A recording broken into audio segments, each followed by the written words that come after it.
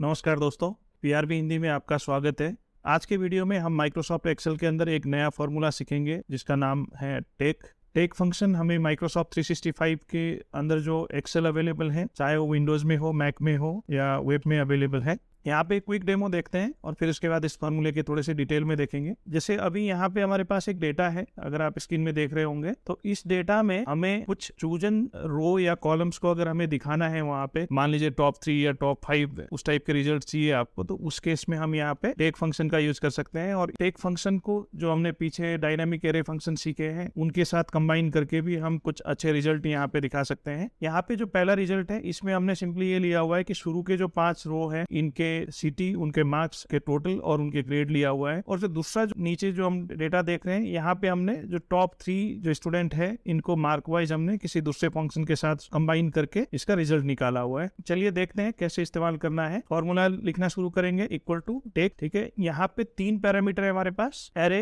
जो कि हमारा कितना डेटा या कौन सा डेटा होने वाला है जिसके ऊपर हम ऑपरेशन करेंगे। ठीक है, जो डेटा रेंज आप बोल सकते हैं। फिर उसके बाद रोज कि कितने रोज आपको दिखाने हैं, और अगर आप ऑप्शनली चाहते हैं कि सिर्फ लिमिटेड कॉलम ही दिखे, पूरा डेटा ना दिखे, तो उस केस में आप इस पैरामीटर को यूज कर सकते हैं। ये ऑप्शनल है, लेकिन इसमें आपके पास दोनों ऑप्शन है कि पॉजिटिव और नेगेटिव साइड से डिफाइन करने का। ये आपके पास रो में भी अवेलेबल है कि आप बॉटम से दिखाना चाहते हैं या टॉप से दिखाना चाहते हैं। तो एक बार पहले नॉर्मली हम लगा के देखते हैं। एरे हमारी होने वाली है। ठीक है, अभी मैं यहाँ पे हेडिंग के साथ चूज कर रहा हूँ और नाम से शुरू कर रहा हूँ, और जो पूरी रेंज है हमारी ये हो गई। क्योंकि स्पिल फॉर्मूला है, मैं यहाँ पे रेंज को फिक्स नहीं कर रहा हूँ, कॉमा करते हैं। अब जो दूसरा पैरामीटर है रोज, कितने रोज चाहिए यहाँ पे, तो मान लीजिए कि हमें शुरू के 4 या 5 चाहिए, तो क्योंकि हेडिंग भी इंक्लूड हो रहा है इसीलिए मैं +1 करके दूंगा। ठीक है, 6 हमें रोज चाहिए। ठीक है, और ऑप्शनल पैरामीटर में कुछ भी नहीं दे रहा हूँ। तो जैसे एंटर करेंगे यहाँ पे आपके पास ये डेटा अपने आप ही आ गया। अगर आप यहाँ पे कुछ चेंज करते हैं तो ये उसी हिसाब से चेंज होता रहेगा। पहला तो ये हो गया, हमने बिना किसी ऑप्शनल पैरामीटर के देखा। अब अगर आप इसमें देखते हैं कि दूसरा पैरामीटर क्या होने वाला है या ऑप्शनल पैरामीटर जैसे कैसे लगाना है, तो अभी मान लीजिए मैं ये चाहता हूँ कि जो शुरू के 3 है वो आ जाए, जैसे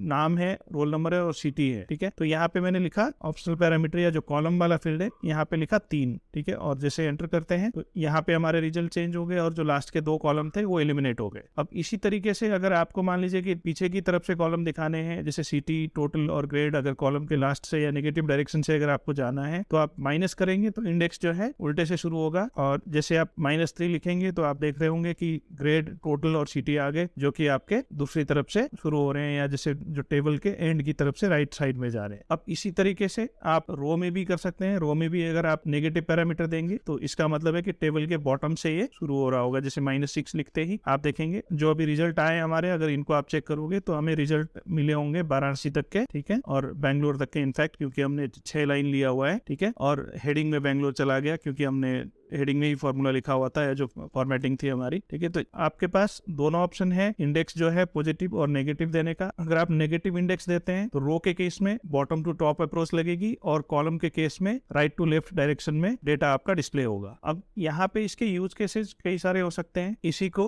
और प्रैक्टिकल बनाने के लिए इसको एक और फंक्शन के साथ कंबाइन करके देखते हैं जो हम इससे पहले जान चुके हैं या सीख चुके हैं। यहाँ पे पहले हम लिखते हैं टेक। ठीक है, टेक फंक्शन, और टेक के अंदर अब हमें एरे चाहिए, तो डेटा कहां से आएगा हम ये डिफाइन करना चाहते हैं। तो यहाँ पे हम लिख रहे हैं कि फिल्टर फंक्शन को यूज करेंगे, और फिल्टर के अंदर जो डेटा रेंज है हमारी यही रहने वाली है पूरी। ठीक है, और इसके अंदर हम फिल्टर कैसे लगा रहे हैं, टोटल के ऊपर। मान लीजिए हम ये चाहते हैं कि जिसके 250 से ऊपर आए हैं उनको फिल्टर करना है। ठीक है, तो अगर इसमें जो डेटा है अगर 250 से ऊपर है तो ये डेटा आना चाहिए, और हमने बोला कि टॉप 5 लेके आते हैं मान लीजिए, और बंद कर देते हैं। तो क्योंकि अभी यहाँ पे जो 250 से ऊपर के लोग हैं, 250 से ऊपर 2 ही रिजल्ट थे, तो इसीलिए यहाँ पे 2 आए। और अगर आप जैसे आप इस पैरामीटर को अगर आप चेंज करके 249 कर देते हो तो आप यहाँ पे देखोगे कि आपके पास एक और रिजल्ट आ गया, जो कि यहाँ पे 3 रिजल्ट थे। तो उम्मीद करता हूँ टेक फंक्शन आपको समझ में आया होगा। अगर वीडियो अच्छी लगी तो इसे अपने दोस्तों के साथ शेयर करें, और अगर कुछ आपके सलाह सुझाव हैं तो आप कमेंट के माध्यम से हमें दे सकते हैं। धन्यवाद।